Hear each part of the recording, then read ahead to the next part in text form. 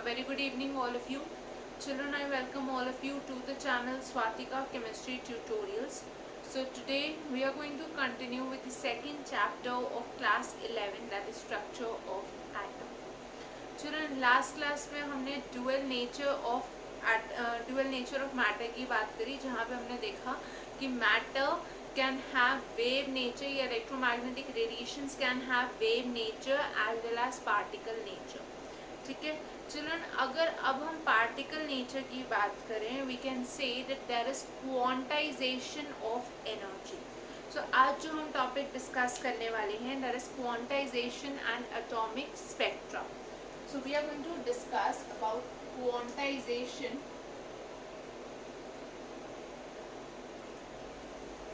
And atomic spectrum. So children, सबसे पहले we need to understand what is quantization. I'll give you a very simple example. जैसे आप stairs पे चढ़ते हो या stairs से उतरते हो, so you do it in the form of integers. ठीक है, first stair से आप second पे जाओगे, second से third पे जाओगे, third से fourth and so on. ऐसे ही जब आप नीचे उतरोगे, you will come down from the fifth to the fourth, fourth to the third, then to the second one and then to the first one, right? अब आप ज़्यादा से ज़्यादा बीच में स्टेयर्स जंप कर सकते हो, लाइक फर्स्ट से आप डायरेक्टली थर्ड पे चढ़े या थर्ड से आप डायरेक्टली फर्स्ट पे उतरे. बट आप फ्रैक्शनल वैल्यूज में तो चढ़ या उतर नहीं सकते. दैट मीन्स आप फर्स्ट से 1.5 स्टेयर पे नहीं चढ़ सकते या 0.5 स्टेयर पे नीचे नहीं आ सकते, right? So it is in the form of integers और whole numbers. So similarly, quantization का मतलब है the restriction of certain parameters or the restriction of any parameter to integral values. ठीक है?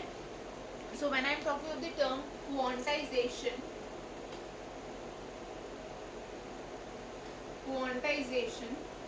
it means restriction of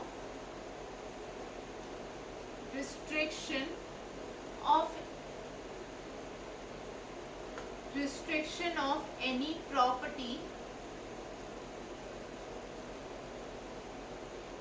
property to integral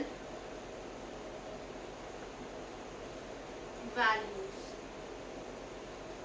ठीक है, or to certain values. We can say to discrete values. Integral से एक better term है discrete.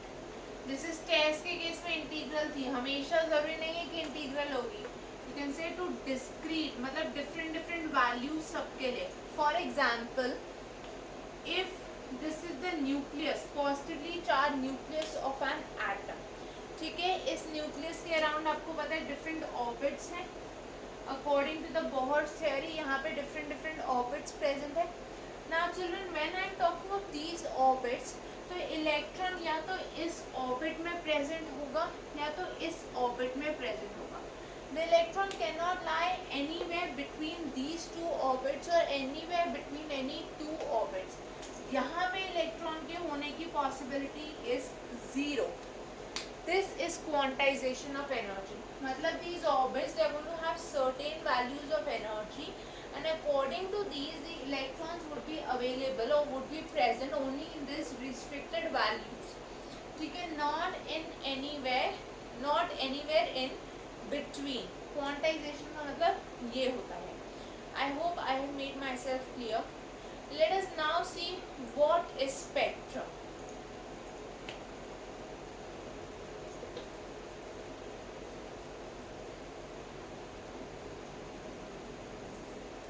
Children, what happens is, if I have white light, okay, white light, or specifically we can talk about sunlight. ठीक है, white light है या sunlight है. अगर मैंने इसको पास किया प्रिज्म से, ठीक है, अगर मैंने इसको प्रिज्म से पास किया, I will be getting a band of 7 colors. ठीक है, मुझे यहाँ पे क्या मिलेगा? Band of 7 colours. मतलब जब मैं व्हाइट लाइट की बात करूँ या सनलाइट की बात करूँ, and when it is allowed to pass through a prism, it gives us a band of 7 colors. इस band of 7 colors को हम बोलते हैं spectrum. Okay, this is a spectrum. ये जो band मिला हमें ये है spectrum. और सनलाइट या वाइट लाइट के केस में ये है, ये 7 colours are identified as VIBGYOR. Okay, these 7 colors in the sunlight or white light that give us the spectrum are identified by the acronym WIBGYOR. ठीक है, इनके लिए हम ये acronym यूज करते हैं WIBGYOR. अब ये WIBGYOR का क्या मतलब है? Let us understand this.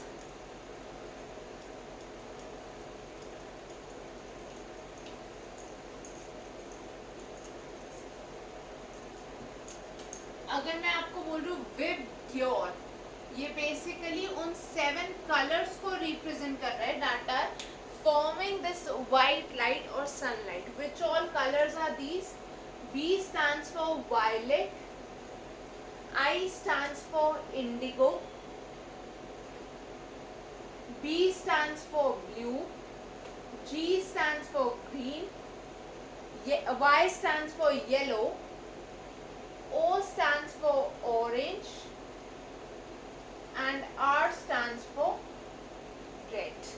ठीक है, अब चिल्ड्रन ये कौन कौन से कलर्स हैं हमारे पास? Violet, indigo, blue, green, yellow, orange and red. ठीक है, अब अगर मैं इन कलर्स की बात करूं children, so these colours are merging into each other. जैसे आप सबने एक रेनबो देखा होगा, and you all know that a rainbow is also made up of these 7 colors, because rainbow is actually these white the sunlight splitting into these 7 colors forming a spectrum. अब sunlight के case में prism क्या है? The water droplets. You have all studied how a rainbow is formed, right? ये आपने physics में पढ़ा था. Refraction and reflection and diffraction are involved in it. ठीक है, सो यहाँ में क्या होता है, जब रेनबो फॉर्मेशन होती है, that is also similar to this spectrum. And ये जो स्पेक्ट्रम है, the colours merge into each other. So there is merging of colors into each other. इसका क्या मतलब है? merging of colors into each other मतलब सपोज ये हमारे पास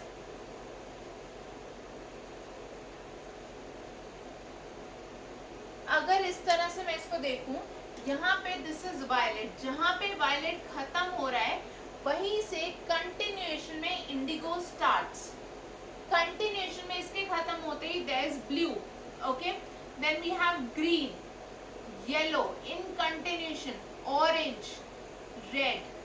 ये सब कंटिन्यूएशन में है. एक कलर जहाँ पे खत्म हो रहा है वहीं पे दूसरा स्टार्ट हो रहा है, just like in the case of a rainbow. That is why it is known as a continuous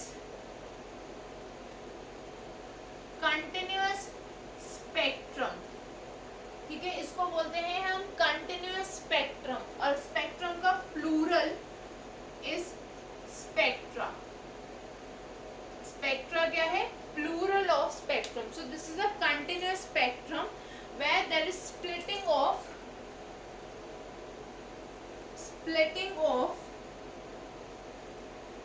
white light. Okay, when passed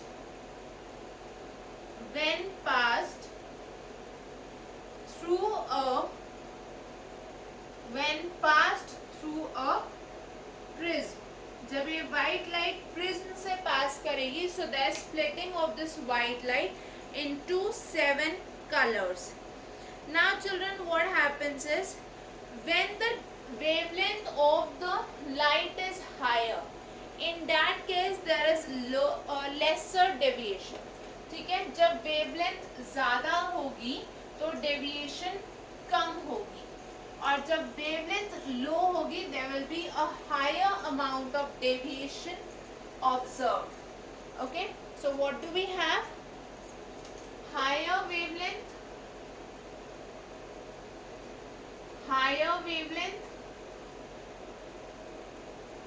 मतलब more deviation, more deviation. And if there is a lower wavelength, अगर हमारे पास wavelength कम है, lower wavelength है, that means there is less, sorry, I am so sorry, this will be the opposite. Higher wavelength मतलब less deviation and lower wavelength मतलब more deviation. ठीक है, lower wavelength के केस में डेविएशन ज्यादा हो जाएगी as compare to when the wavelength is higher. Now children, I hope this much is clear to everyone. Now we have already seen that when I am talking of the sunlight, ठीक है, हम अगर sunlight की बात कर रहे हैं, we have seen that there is a continuous spectrum observed in the case of a sunlight, right? But children, when I talk of atoms, जब हम एटम्स की बात करें, एटम्स का जो स्पेक्ट्रम होता है that is not continuous. In this case we get a discontinuous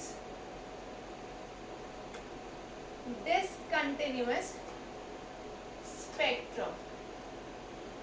atoms के केस में जो स्पेक्ट्रम हमें मिलता है that is a discontinuous spectrum, और इसको हम बोलते हैं लाइन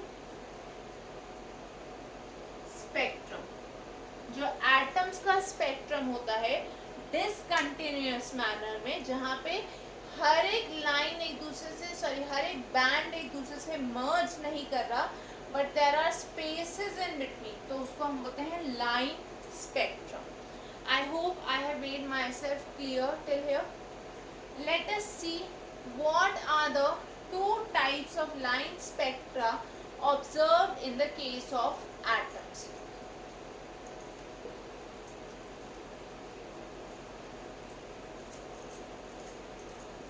तो चिल्ड्रन, अगर मैं बात करूं एटम्स के स्पेक्ट्रम की, मतलब atomic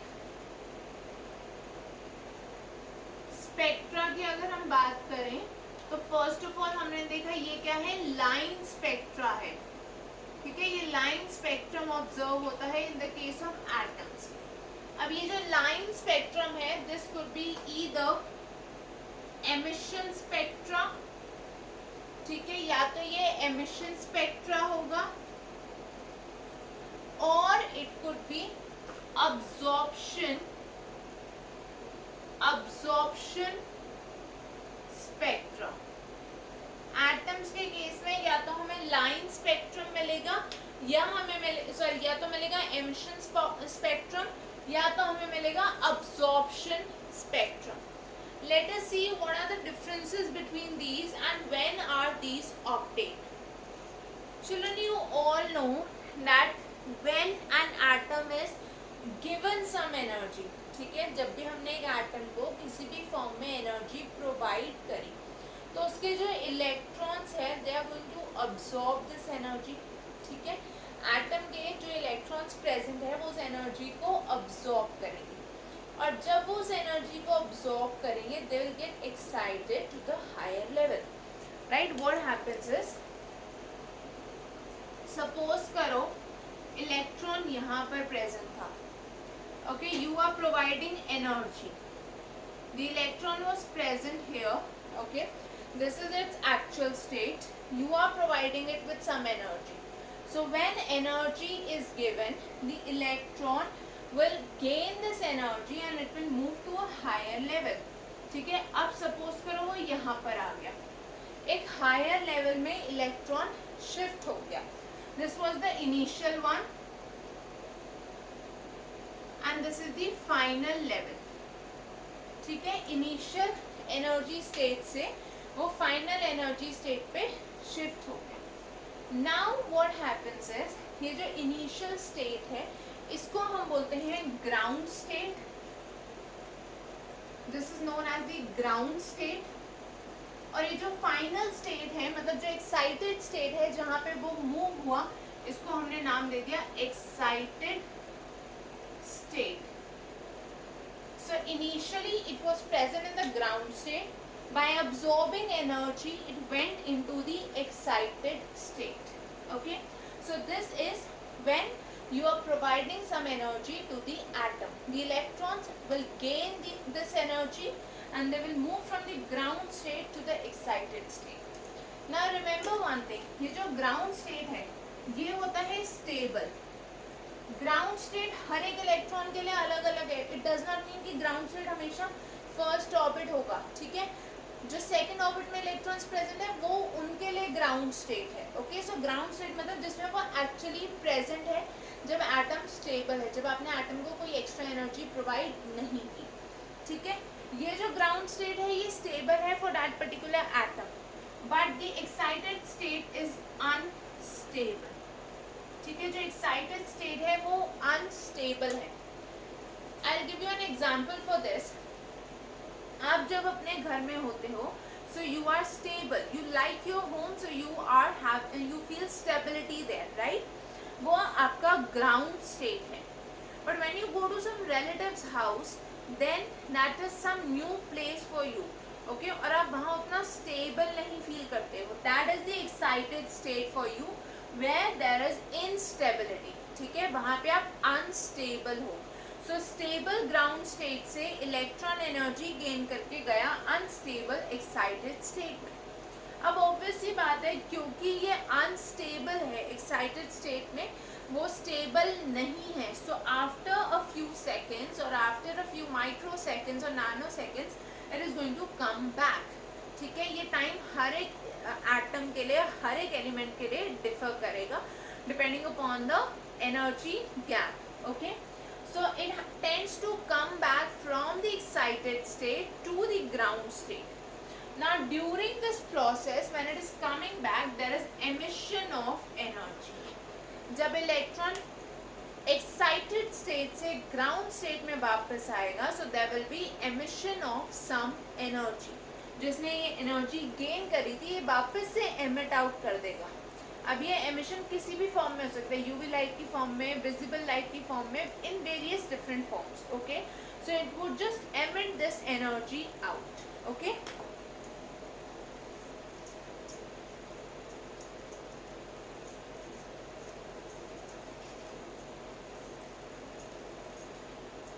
so children, when this energy that is emitted out, if we pass this emitted energy through a prism. ठीक है, जो ये emitted energy थी जब इसको हमने पास किया या emitted light को हमने पास किया through a prism, तो हमें जो spectrum मिला उसको हम बोलते हैं emission spectrum. ठीक है, so what do we have? The emitted light passed through a prism. तो इस केस में जो स्पेक्ट्रम हमें मिला उसको हमने बोला एमिशन स्पेक्ट्रम. ठीक है, जो स्पेक्ट्रम हमें मिला जब हमने एमिटेड लाइट को प्रिज्म से पास किया that is the emission spectrum. Okay, now for the atoms this emitted spectrum has bright lines with a dark background. So background क्या होगा? Dark background होगा. Okay, so let's say ये हमारा पूरा spectrum है. So this will have a dark background. ठीक है, अब इसमें there will be bright lines. ठीक है, there will be bright lines. So इस तरह से हमें बीच बीच में यहाँ पे lines मिलेंगी, bright lines with some spaces between them. So there are bright lines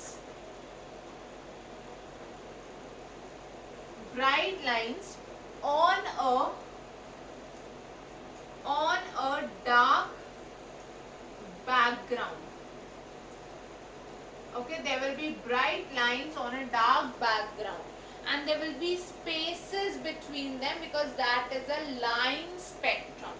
ठीक है, ये क्या है? अभी हमने देखा ये line spectrum का एक type है. Okay, so there will be spaces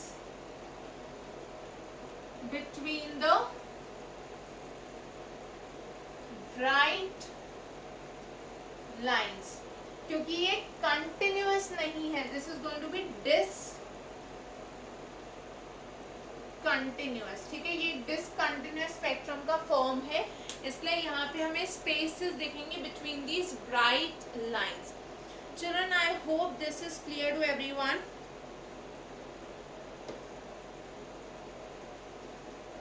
Let us now talk about the absorption spectrum.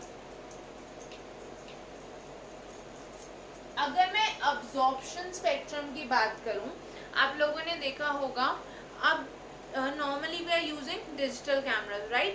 But earlier when we were using the normal cameras, then we used to have negatives of the photographs. ठीक है, negatives में क्या होता है, photograph का, किसी भी photograph का negative is always black and white.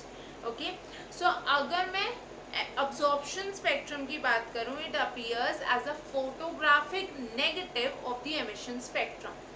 मतलब जो जो एनर्जी एमिट आउट हुई थी उसकी ऑपोजिट मतलब अब्सॉर्ब हो रही है, राइट? तो हमें पहले क्या मिला, bright lines on a dark background. This time we are going to have darker lines on a lighter background. ठीक है, so the absorption spectrum is actually a photographic negative of the emission spectrum. अब इस absorption spectrum के बारे में और emission absorption spectrum के differences को हम next class में detail में discuss करेंगे. Then we shall also talk about the line spectrum of a hydrogen atom, and we shall discuss some formulae and numericals related to the line spectrum of hydrogen atom. Till then, you can all post your doubts in the comment section, or you can mail them on the email ID swatikatutorials@gmail.com. swatikatutorials@gmail.com पे आप अपने doubts mail कर सकते हो या आप उनको comment section में पोस्ट कर सकते हो. I'll meet you all in the next class. Till then, don't forget to like, share and subscribe. See you all next time. Thank you everyone. Have a great day. Bye bye. Take care.